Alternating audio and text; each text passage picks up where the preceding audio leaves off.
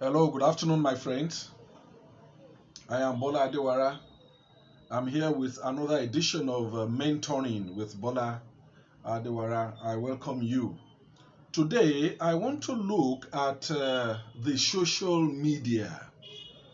We want to look at the social media because what is happening in our society, not just in Nigeria alone, but everywhere in the world, is becoming frightening. The social media came in to assist us in information dissemination, to assist us in enjoying ourselves. But with what is happening now, many of us are worried, and we start looking at it. Is the social media helping us, or the social media is causing more trouble than it was meant to solve?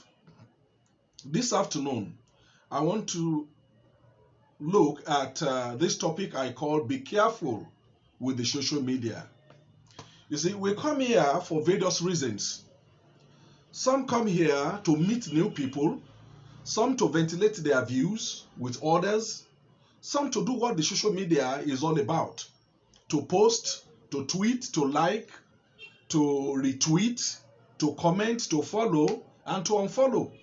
Still, there are people who have never done anything like this on the social media other than reading people's comments and go away. So many of us think the social media is a safe place, and we courted the social media as a friend to such an extent that when some people wake up early in the morning, the first thing they do is to say good morning Facebook, good morning Twitter. Gradually, things began to change. There was a rise of what we call the fake news, fake videos, fake audios. We began to walk at the brink of uncertainty. Now, we don't even know what is right from what is wrong. It was not until we started to see evil walking nakedly on our streets that we knew that something is certainly wrong with the social media. On April 23rd, 2013, Associated Press put forward a tweet on Twitter. It read, "Breaking news. 2 explosions rock White House and President Barack Obama injured." This tweet went viral. In less than 5 minutes, it was retweeted by over 4,000 people. But funny enough, the tweet was not put forward by Associated Press. It was a Syrian hijacker who compromised the server of Associated Press, and before we knew it, in one day, it wiped off about $140 billion in equity value on the stock market. Here in Nigeria, there was a day an evil man wrote something on Facebook that Third Mainland Bridge in Lagos, Nigeria, had been blown off by Boko Haram. You can imagine the panic that engulfed Lagos that very day. A few days ago, a Nigerian who said he's the grandson of General Adeyinka Adebayo, he came up on Facebook, on social media, and said that all Igbos should leave Lagos or Southwest. I can imagine the panic that also caused. Immediately, a lot of people, even a bishop of a church, called me that, "Bola, I am packing my load. I'm leaving Lagos. I'm going back to the east." I had to tell him that, "Look, Bishop, take it easy. Nothing will happen." This is what people do with social media these days. The matter has gotten to a stage where even the Nigerian government is seeking to control the social media. Many of us will say, no, it cannot happen. I agree. We don't want any government to control the social media. But we have to control the social media ourselves. We need to be very careful with the social media. A lot of lies have penetrated the social media. False news is very harmful to our community. It makes the world less informed and dangerous. It erodes trust and exposes us to danger.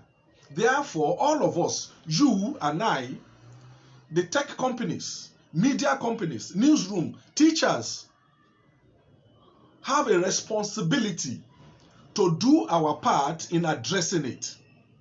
We have to find a way of battling fake news on the social media.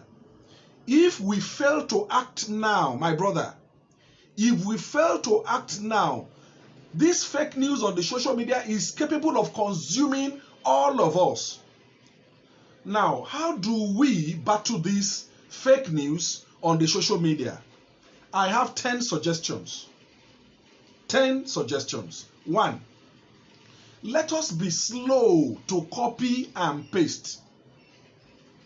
Let our fingers delay for a while as we ask ourselves questions on what we want to share.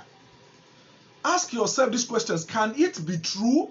This story I want to share on another man's wall there, can it be true?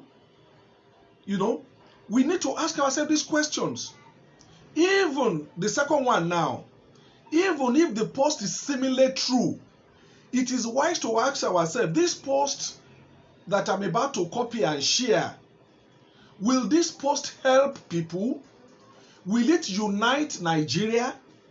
Is the writer of this post helping the best cause, or just out to cause disharmony in our society? I like, many of you must have heard of Rotary Club. I like one thing about the Rotary Club. They call it a four-way test course. Four-way test. And the test include, is it true? Is it fair to all? Will it build goodwill and better friendship? And will it be beneficial to all concerned? Let us ask ourselves these questions all the time before we share any post on Facebook. Also ask yourself, is God happy with me if I copy and paste this story? Remember that every one of us will give account of what we are doing here on earth when we get to heaven. So how will you defend your social media activities when you get to heaven? Number 3, even when we have copied and pasted, when you have shared this post, and you later found out that what you have copied and pasted, they are not true, please let us be bold enough to go back to that story and delete it. Let us be bold enough to tell our readers that what I have copied and pasted or what I have shared is not true. And after doing that, take down the story. Delete the story. Once you delete the story on your wall, it will delete it from every wall people have written. You don't know something. Some of us, because people have seen us, they tend to believe us. Your friends will believe you that, oh, it's written by Jide, it's written by John Momo. I mean, I've seen you there. And because you are the very person, he feels that, oh, John Momo must be true. Jide Jagede must be true. But that is not it. Immediately you find that that story is not true. Kindly bring down the story and let the people know that that story I shared was not true. It will help our social media. Number 4, don't be ridiculous with your reasoning on the social media. When people say on social media that someone is a thief, do you have any personal proof that he's a thief? Suppose it is you, or the person is your daddy or your brother. How will you feel when people say your brother is a thief, when you yourself know that your brother is not a thief?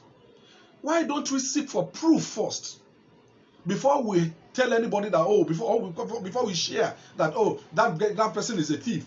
When you are not certain of anything, in journalism they tell us that when you are in doubt, leave out. When you are not sure of any information anybody has posted on the social media, please leave out. Don't put yourself under any compulsion to copy and paste or to share it. You gain nothing by sharing a story you don't know anything about. At best, you are causing panic in the polity.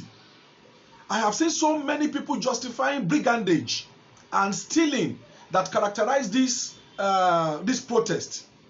A lady on my wall said, if the police cannot arrest the politicians who are looting our commonwealth, they should leave all the hoodlums arrested and caught red-handed, looting innocent people's shops. Can you imagine that kind of reasoning? If that shop belongs to you or it belongs to your mother, will you justify it along that line? If that shop belongs to you or your mother, will you justify it along that line? Why must we set a criminal free because other criminals have not been found? This is not an intelligent reasoning. Number 5, be bold enough to privately chat peddlers of hate and rumor on the social media. Tell them to be careful. Be bold to disengage from any wall of friendship and sign out from that very group. There are so many groups on social media that they are just out to cause panic in our polity. And before you sign out from that very wall, privately drop a message to the convener of the group that you have left the group because he is a peddler of hate, lies, and rumor. If we are this bold, we will drive sanity back into our social media. Number 6, don't get into argument. Don't stoop too low. On social media, don't insult people. Don't abuse people. Let our social media be a place where you and I can come and enjoy ourselves. There are some people, immediately you post anything and he's not satisfied or he doesn't like what you have posted, the next thing you say, you are a stupid idiot. Some will post, Ogun kill you there. Why? The social media was created for people to enjoy themselves. Why must we come there and turn it to a place of bickering? You don't even know the people you are talking to. You don't know where you can meet again. It's a small world. Whatever you have written on the social media can be found out and be traced to you someday. It could stand against you somewhere, someday. Don't get yourself into any argument with anybody. If you do, say whatever it is that you have to say and leave. Don't call anybody names, swear, or behave like an agbero on the social media. If you don't agree with others, don't let it turn into nasty argument. Number 7, don't pretend to be who you are not. This is very funny. I'll tell you a story how this thing happened. There's a guy I met online those days. He called himself, no, let me leave his name. He was an NYSC student. I mean, an NYSC, a copper rather. He was an NYSC, a youth copper. And every day he would be chatting with me. At that time, he was pretending to be a girl. And okay, I saw the picture, fine girl, and every day I'll be discussing Christ with the lady, with the supposed lady. Now, after NYSC, he now told me that, oh, I've just finished my NYSC, I need a job somewhere. I said, what did you study? He said, they will also be a journalist. A journalist? Okay, come, let me take you to a newspaper where I have friends. And that was where the problem, eventually this guy had to come back and tell me, I'm sorry, I have fooled you for almost 2 years. I am a man, I'm not a girl. That very reason put me off. You don't really know where you will meet the person again. And you are pretending to be who you are not. It could work against you any day, somewhere. Number 8, be known for something on the social media. Do something with your friendships. Stop wasting your data. Stop wasting your time. Stop wasting your life. The way you spend your minute is the way you will spend your life. Have you ever asked yourself, what have you gained on the social media other than checking people's walls? How many people check on your own wall? This very data you are using to browse other people's wall, why not use it to create something that will bring people to your wall? Be known for something. The Facebook, you come on Facebook to play. Whereas some people come there to make money. They become actors, and you are just a spectator on the social media. Create your own page. Sell something. Canvas an idea. If you need help along this line, please let me know. I'm ready to assist. If you are committed to something, your chances of becoming a Facebook liability will be very slim. Number 9, censor yourself. Some people treat their Facebook or Twitter account as their diary. Don't share everything about your life on your social media. Some things are meant to be kept private, and let us keep it that way. Don't wash your dirty linens in public. Please don't post pictures of your family, your bedroom, your parlor, you bought a car today and stuff like that. Don't put them on the social media. Also, grant your children some kind of anonymity. So many kidnappers have confessed that they get their information about people through their social media walls. Not everybody who says hello to you on social media is your friend. Be careful. Number 10, come to social media to enjoy yourself.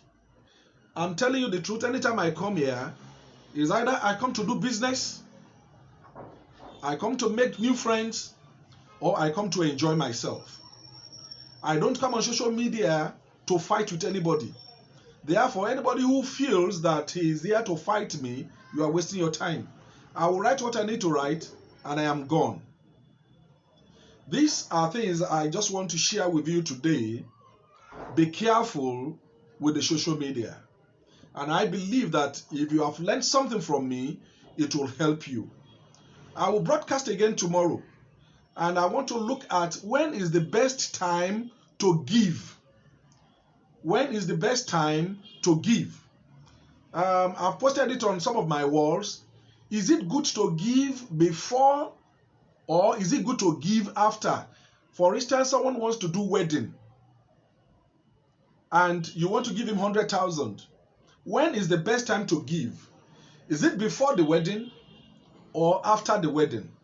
I don't want to go into that now. That will be tomorrow. I hope you have gained something today, and I thank you so much.